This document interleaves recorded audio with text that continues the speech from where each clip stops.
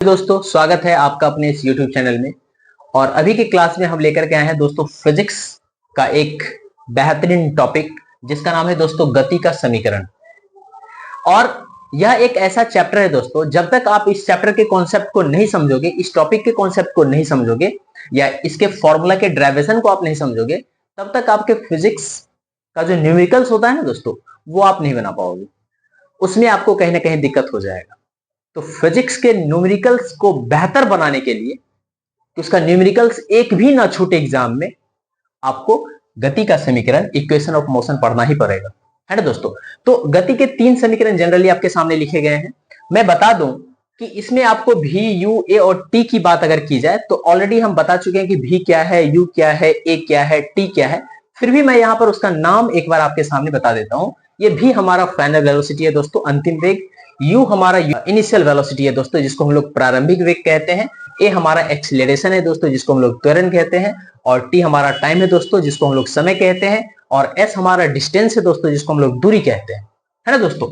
और बाद बाकी यहां पर आपको ये दिख रहा होगा ए, जिसको त्वरण कहते हैं। यहां पर यूनिफॉर्म एक्सीलरेशन की बात होती है। किसकी बात होती है दोस्तों? यूनिफॉर्म एक्सीलरेशन, जिसको एक समान त्वरण कहा जाता है। एक समान त्वरण कहा जाता है ना दोस्तों। तो आखिर ये जो फॉर्मूला है, ये फॉर्मूला कहां से आया?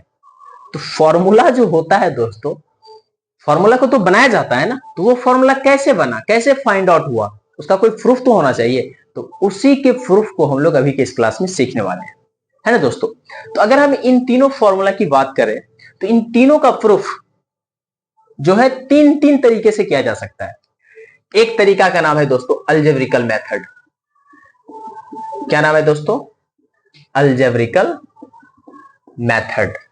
दूसरे तरीका का नाम है दोस्तों ग्राफिकल मेथड।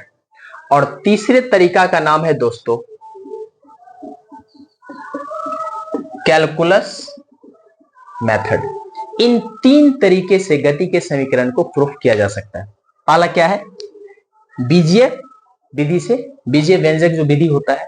दूसरा हमारा ग्राफीय विधि है। और तीसरा हमारा जो कैलकुलस मेथड होता है दोस्तों, जो क्लास 11th और 12th के स्टूडेंट होंगे वो कैलकुलस पढ़ते हैं, जिसमें हम लोग इंटीग्रेशन और डिफरेंशिएशन को पढ़ते हैं।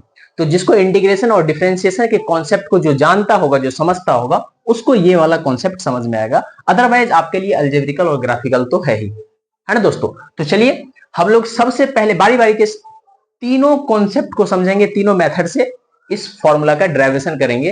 तो सबसे पहले हम लोग अलजेब्रिकल मेथड से तीनों फॉर्मूला का क्या करते हैं? डेरिवेशन कर लेते हैं। बाद में फिर ग्राफिकल से, फिर उसके बाद कैलकुलस मेथड से करेंगे, है ना दोस्तों। तो आप इस वीडियो के अंत तक बने रहे और सबसे पहले फॉर्मूले जो हमारे v बराबर u प्लस एटी, इनका डेरिवेशन देखें। तो देखिए दोस्तों, पहला फॉर्मूला हमारा है v बराबर u प्लस एटी। इसका डेरिवेशन कैसे होता है, कैसे प्रूफ किया जाता है? तो आप पहले एक बात एज्यूम कीजिए, एक चीज मान लीजिए कि एक कार है ना दोस्तों, और वो कार चलना शुरू करती है, वो गति करती है। तो जब कोई भी गाड़ी गति करेगी तो obvious सी बात है, उसका कुछ ना कुछ वेग होगा, है ना दोस्तों। और होता क्या है, कुछ समय के बाद उस गाड़ी का वेग बदल जाता है। तो जैसे वेग में परिवर्तन होगा वहां पे त्वरण आ जाता है। जैसे त्वरण आता है तो त्वरण कहता है कि वेग में परिवर्तन की दर को त्वरण कहते हैं। तो एक्सीलरेशन का फॉर्मूला आपको मैं पहले भी समझा चुका हूं, v minus u by t होता है।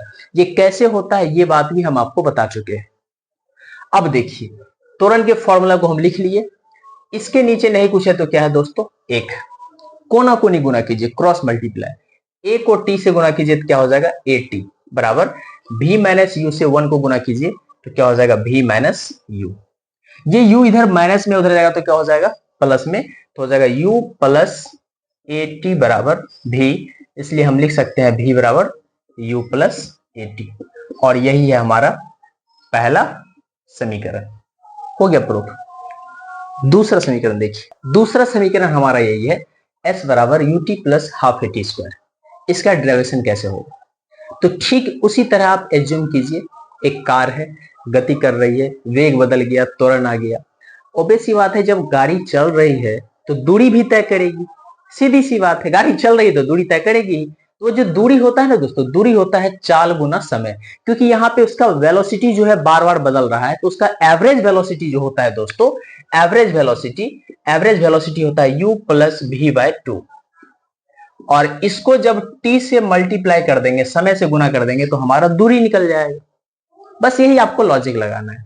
बाद बाकी अभी आप पढ़े v बराबर क्या होता है, u प्लस एटी। अभी तुरंत आप पढ़े v बराबर क्या होता है दोस्तों, u प्लस एटी। ये आपको भी तुरंत बताया गया, गति का पहला समीकरण। तो जहां v है उसको पुट कर दीजिए, तो देखिए क्या हो जाएगा, s बराबर u प्लस, v की जगह लिखेंगे u plus eighty bye 2 into क्या हो जाएगा दोस्तों, t। तो s बराबर u प्लस u क्या हो जाएगा, 2u plus 80 by 2 into t. तो s बराबर क्या हो जाएगा दोस्तों, 2u गुना t, क्या हो जाएगा 2ut बटे 2, अलग कर दीजिए, plus 80 Guna t, A T square बटा 2। 2 से 2 क्या हो गया, कट गया, है ना दोस्तों। तो देखिए क्या होगा, s बराबर हो जाएगा, इधर बच गया ut plus A T square by 2, है ना। और ये जो 2 है बटा में है, नीचे में है, अगर हम इसको इस तरह से लिख दें ut plus 1/2 into A T square, तो कोई दिक्कत, एक से ए टी स्क्वायर को गुना कर दिए तो ए टी स्क्वायर ही हो जाएगा, बटे में 2 है ये है, तो इसी को आप स्टैंडर्ड फॉर्म इस तरह से लिख दीजिए, ut plus half A T square. यही तो है, क्या है, गति का दूसरा समीकरण। हो गया प्रूफ। अब गति के तीसरे समीकरण को समझते हैं। गति के इस समीकरण को आप ध्यान से देखिए, इसमें सब कुछ है लेकिन समय दिया हुआ नहीं। समय t कहीं आपको दिख रहा है, t नहीं। इसका मतलब अगर हम गति के पहले समीकरण से और गति के दूसरे समीकरण से, या तो गति के पहले समीकरण से या गति के दूसरे समीकरण से t का मान निकाल लें और किसी दूसरे में पुट कर दें, तो जो आएगा सब वही तो है, VUAS। गति का जो पहला समीकरण है वो है v बराबर u प्लस ए टी। यहां से t का मान निकालिए, u को उधर भेज दीजिए तो हो जाएगा v माइनस यू बराबर ए टी। यहां से अगर हम t की बात करें तो t बराबर हो जाएगा v माइनस यू बटा, गुना में है तो उधर जाएगा भाग a, t का मान आ गया। दूसरा समीकरण होता है गति का s बराबर ut plus half A T square, यही तो होता है। और जहां जहां t है वहां वहां t का मान पुट कर दीजिए, तो क्या हो जाएगा दोस्तों, s बराबर u, t की जगह क्या लिखना है, v माइनस यू बटा a प्लस 1/2 a, t की जगह क्या लिखेंगे, v माइनस यू बटा a का होल स्क्वायर। यही तो करना है। अब इसको सॉल्व करना है, क्या हो जाएगा, s बराबर u v minus you square, क्योंकि u गुना यू स्क्वायर बटे क्या हो जाएगा a, प्लस है तो प्लस 1/2 a। यहां पर ध्यान से देखिए, a माइनस बी के होल स्क्वायर, इसको ब्रेक कर दीजिए तो क्या हो जाएगा दोस्तों, a square minus 2ab plus b square बटे नीचे में a स्क्वायर भी हो जाएगा। ऊपर में ए गोए है, नीचे में 2 गोए है, तो ए गोए से इसका ए गोए खत्म, यहाँ ए गोए बचेगा, तो s बराबर हो जाएगा यू भी माइनस यू स्क्वायर बटा a प्लस 1/2, ए को बाहर कर दीजिए, अंदर में बच गया v square minus 2uv plus you square, है ना दोस्तों। अब देखिए यहां पर क्या लेंगे, एलसीएम लेंगे, क्या लेंगे, एलसीएम लेंगे। a और 2a का एलसीएम लेंगे तो क्या होगा दोस्तों, 2a। इस 2a में a से भाग दीजिए तो a से a तो कट जाएगा, बच जाएगा 2 को उसके साथ गुना कर दीजिए तो क्या हो जाएगा, 2uv minus 2u square plus 2a से 2a भाग देंगे तो सब कैंसिल आउट हो जाएगा, एक से मल्टीप्लाई कर दीजिए तो v square minus 2uv plus you square plus 2uv minus 2uv खत्म। s बराबर v स्क्वायर प्लस में है तो पहले लिख दीजिए, 2 रुपया कर्जा था यू स्क्वायर वाला, 1 रुपया हम दे दिए तो 1 रुपया कर्जा बच गया, बटे क्या हो जाएगा 2a, कोना में गुना कर दीजिए, 2as बराबर हो गया v square minus you square. ये माइनस में उधर आएगा तो क्या हो जाएगा प्लस, तो यहां से v स्क्वायर बराबर हो जाएगा दोस्तों यू स्क्वायर प्लस 2as। यही हमारा क्या है, गति का तीसरा समीकरण, है ना दोस्तों। देखिए ये एक तरह का क्या है, यही तो है आपके नॉलेज को क्या करता है, ग्रो करवाता है, या आपके थिंकिंग स्किल को बढ़ाता है। कहा भी जाता है दोस्तों कि अगर आप अपने जीवन में सफल होना चाहते हैं तो सफल होने के लिए एक अच्छी शिक्षा की जरूरत होती है, और वो शिक्षा संस्कार को भी जन्म देती है ना दोस्तों। डिग्रियों की जरूरत नहीं होती, डिग्रियों से कोई मतलब नहीं है किसी शिक्षा का या किसी ज्ञान का।